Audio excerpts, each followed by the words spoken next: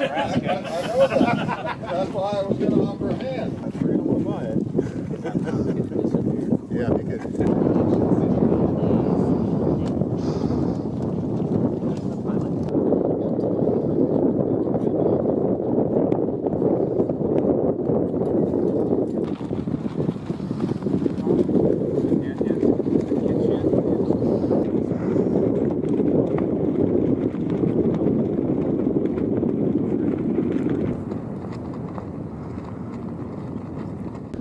Yeah, copy. We are not getting telemetry from that last song. Please stand by.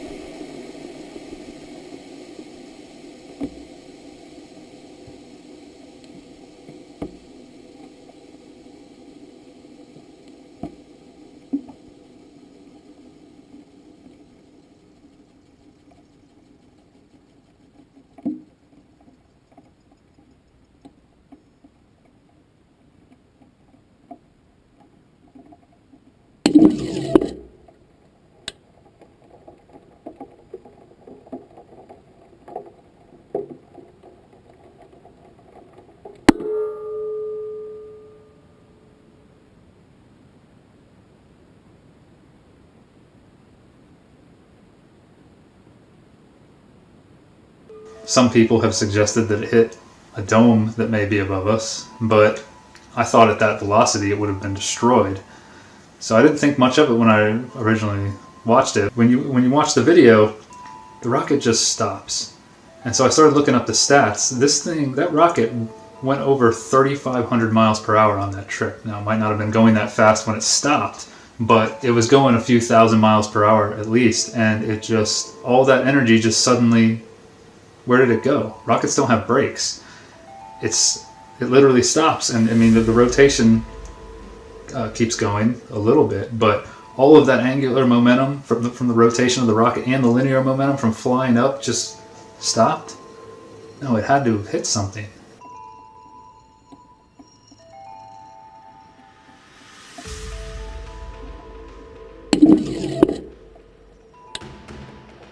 But what did it hit?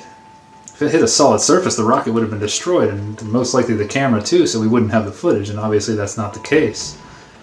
So when you start watching it, around that time, around a minute in, a few seconds later those two stages separate. This two-stage rocket looks like, and you watch the bottom half of the rocket start to fall down, as you would expect.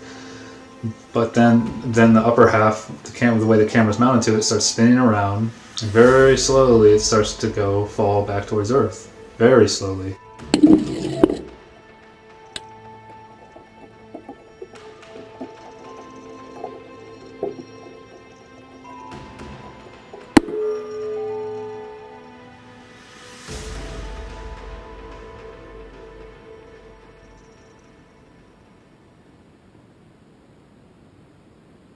And you might think, well, I have it up here, the Go Fast rocket got up to about 117 kilometers. And outer space is considered in the thermal layer. Once you cross into the thermal layers, technically you're in outer space. But what doesn't make sense is, just because you fly vertically into outer space doesn't mean that you're just going to float there. That's not how it works, based on the heliocentric model. You have to have an orbital velocity, and these orbital velocities are incredibly fast. You have to be orbiting the Earth to resist the force pulling down on you, gravity, weight, whatever you want to call it, that pulls down on you. You have to do that. You have to do, basically, this string is gravity. Just to show this again, if you haven't seen that, you have to be moving at a high velocity to resist that force. That rocket went straight up, so it should have fallen straight back down. Now, just to see what the acceleration on that rocket should be, assuming very thin, almost no air up here, because that's what's supposed to be there, I did a calculation at 117 kilometers plus the radius of the Earth, and I found that the acceleration towards Earth, due to gravity, if you want to call it that, or due to weight, should be roughly 9.46 meters per second squared. That's not much. That rate is pretty close to the rate at sea level, which is 9.81 meters per second squared. So it should have basically done this, but it didn't. It stops, and then it just kind of slowly starts sinking, like it's in water or some type of liquid. That's what it looks like. If you really start watching it, the way those pieces are falling, if you get to about 2 minutes and 10 seconds in, you see the other stage, the lower half of the rocket, still slowly tumbling down like it's in water.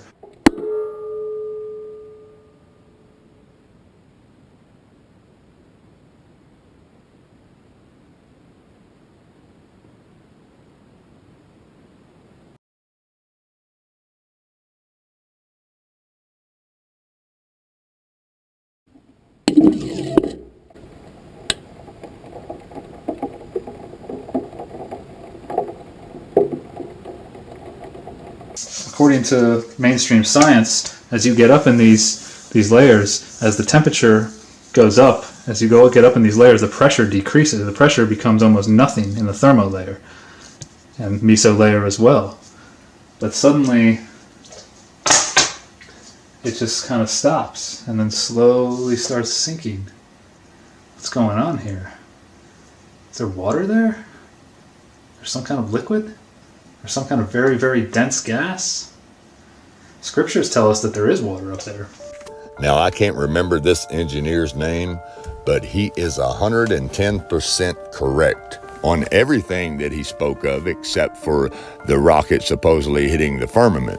Now, what you are witnessing the rocket hit is what you call the Aether, the fifth element, which basically is the first layer of the firmament, according to the ancients. In ancient philosophy, Plato distinguished ordinary air from a translucent kind called Aether, which Aristotle later defined as the fifth element, an unchanging celestial substance that made up the stars and planets. Nothing can penetrate through that layer of ether.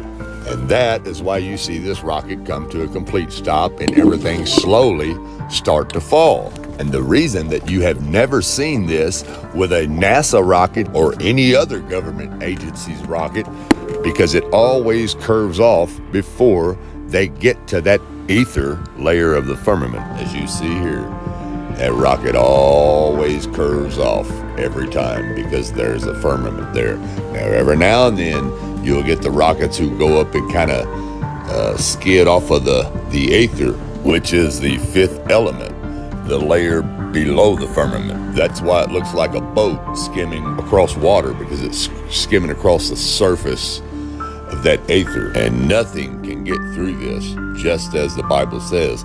They can sit there and skim off of it, just as you're seeing here, and give you some pretty little effects in the sky, but they cannot get through it. Every single rocket that you ever will see will always curve off or scrape along the Aether underneath the firmament and give you these platonic pulses as you're seeing right here. But like I said, that's why their rockets curve off, because they cannot get through the firmament, and this Aether layer will stop you before you even get to the firmament, just as it did the amateur rocket launch that you just watched, because there's a firmament. And the director of NASA, Wernher von Braun himself, the chief architect and engineer of NASA's rockets, knew there was a firmament and that we couldn't go past it. And he left us a little message on his tombstone. Psalm 19. The heavens declare the glory of God, and the firmament showeth his handiwork. Sorry to tell you, the only thing that's been to space is your imagination. The only thing that's been to space is your imagination.